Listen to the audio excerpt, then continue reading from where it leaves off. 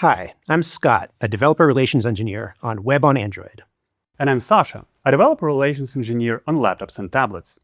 If you have an existing web app and you want to create an Android application by leveraging your web investments, this video is for you. We'll show you how to display your web content inside the Android app and enhance it with powerful native Android experiences. This lets you create a highly optimized app while reusing a lot of your existing web code. Let's take a look at the website we built for this video. It's a simple, note-taking app. And here is an Android app built from it. A user sees a list of notes they've created. They can click on any of them and add some text.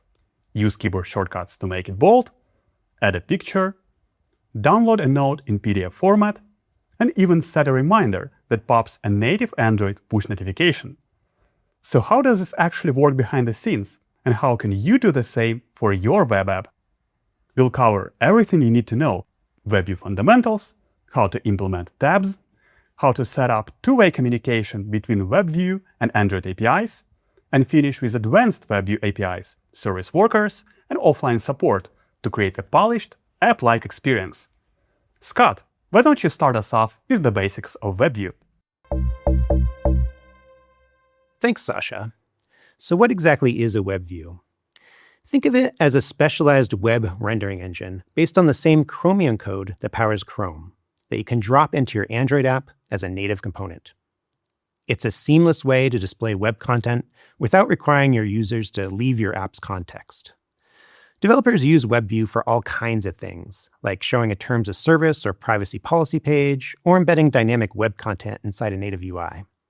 In our example app, we use a full-screen WebView, which works in a mobile form factor and looks especially good on a large screen device.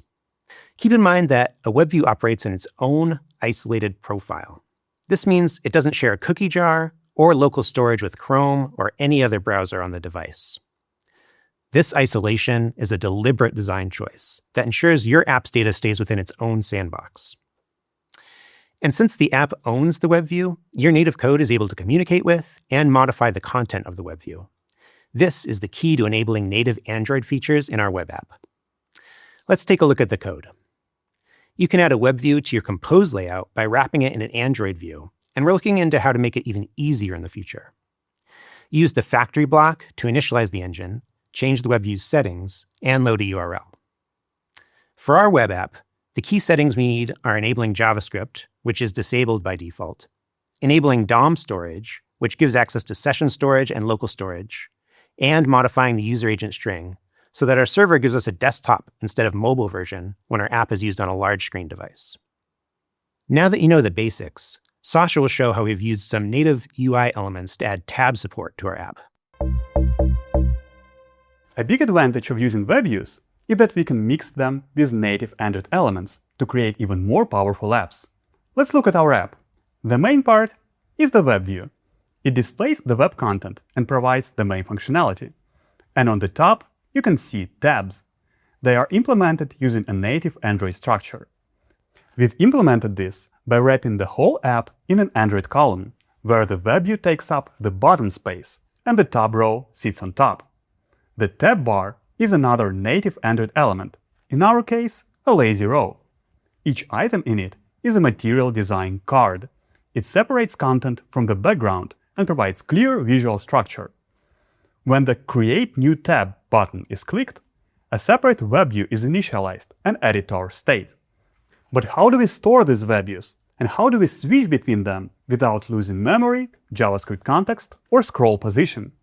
To solve this, we do two things.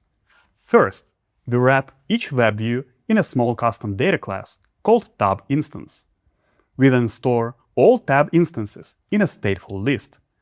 This keeps stable references to the WebViews and prevents them from being garbage collected when they are off-screen. Second, when navigating between tabs, we don't destroy the non-selected WebViews. Instead, we always keep them active and simply hide them. We stack them inside a box and use modifier offset to move the hidden ones off-screen. If we were to recreate the WebView, the page would reload and lose its state. And that's how we've implemented tabs. Now Scott will explain how to establish two-way communication between Android and web. Another benefit of WebView is that it's not just a container for your web content. Your native Android code can actually talk directly to your web app's JavaScript engine, allowing you to do things like trigger JS functions and manipulate the DOM. And your web app's JavaScript code can call native functions, which lets your web app access Android features. The two WebView functions we're going to use are evaluate JavaScript, which handles native code to JavaScript communication, and add message listener, which adds JavaScript functions that can call native code. Let's start with evaluate JavaScript and do some simple DOM manipulation. In our note-taking app, we have a feature that we want to remove from the app when it's running in a WebView, specifically this button. We can use WebView's evaluate JavaScript command to execute any JavaScript code we'd like. And now that button's gone.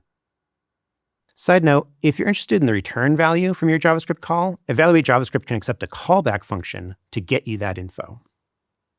Next, we'll take a look at how add message listener can enable our web app's JavaScript to call our native code. Our Notes web app has a feature that lets users set a reminder on a note and receive a notification at a specified time. To implement this using native Android features, we updated our JavaScript code to check for the presence of an object named myNativeReminder.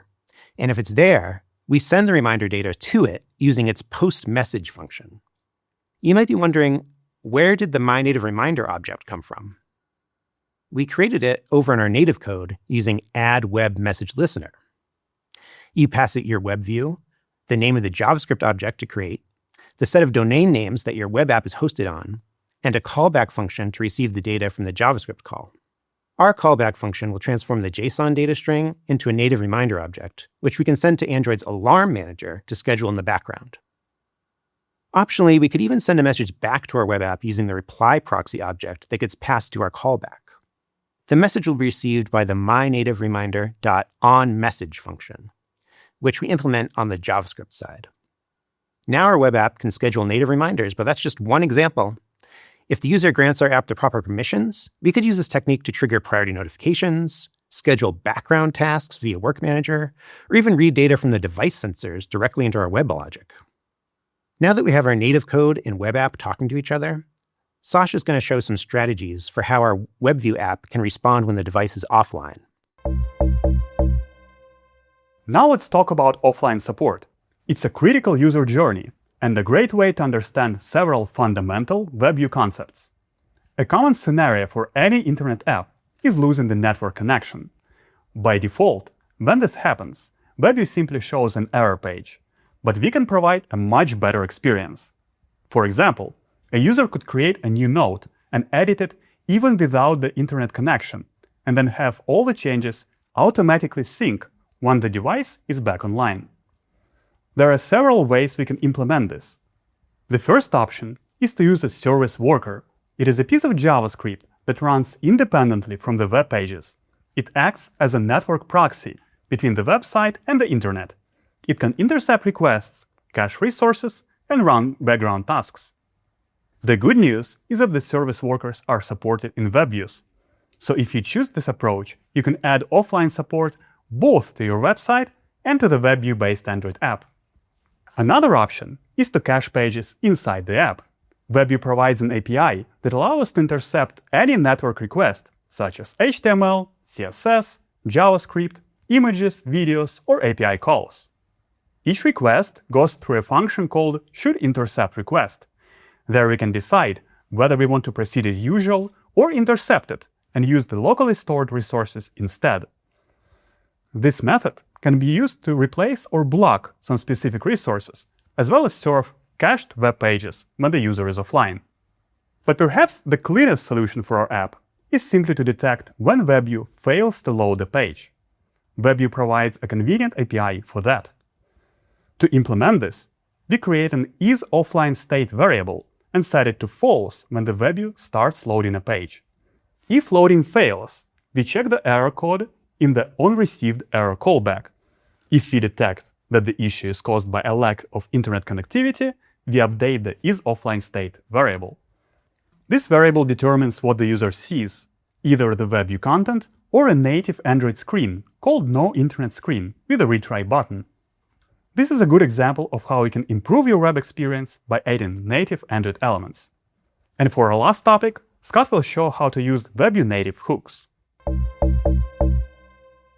Now let's take a look at some of the native hooks that WebView lets us tap into.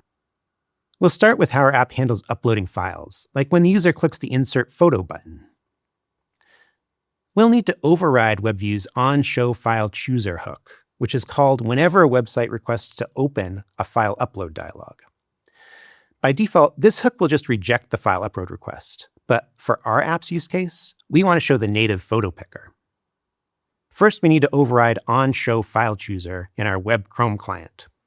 Next, we use the modern Android photo picker, which is great because it doesn't require the user to accept any permissions dialogs. Once the user selects their image, we pass that URI back to the WebView's file path callback. Depending on your app's use case, you could replace the photo picker with a file picker, or even handle the file selection programmatically. Our app also has a download feature that gives the user a PDF of their note. To handle this, we'll call WebView's setDownloadListener function, which is called whenever a website requests a file download. Again, by default, it'll just reject the file download request. But for our app's use case, we want to hand it off to the native download manager, so it appears in the notification shade and gets sent to the default downloads folder. WebView's download listener will provide information like the file's URL and MIME type to help your app decide what to do with it. Instead of sending it to the download manager like we are, your app might download the file itself and keep it in a temporary buffer for processing, or keep it in the app storage space. Here's how we pass the download request to the native Android download manager. First, we create a download manager request object using the URL given to us by WebView's download listener. We specify that we want it to show a notification while downloading and to save it to the default downloads folder. Then we just enqueue that request and the download manager takes it from there. While our example app doesn't use them, your web app might request permissions such as camera, microphone, or location access. In that case, you'll want to keep in mind WebView's onGeolocation permissions show prompt and onPermissions request hooks. These hooks will let you show the user a native permissions request for these features, or pass through the ones that your native app has already been granted. Now I'll hand it back to Sasha to wrap it up. We've covered a lot today. If you want to see how your web app might look on Android, check out this sample app on GitHub. Open it in Android Studio, change the link from noticing.dev to your website, and see the result. While we focused on leveraging your web investments today, if you're looking to build a fully native experience specifically for large-screen foldables, be sure to check out the video Design and Build Desktop-Class Android Experiences. Thank you for joining us. Let's keep building great things together. Happy coding!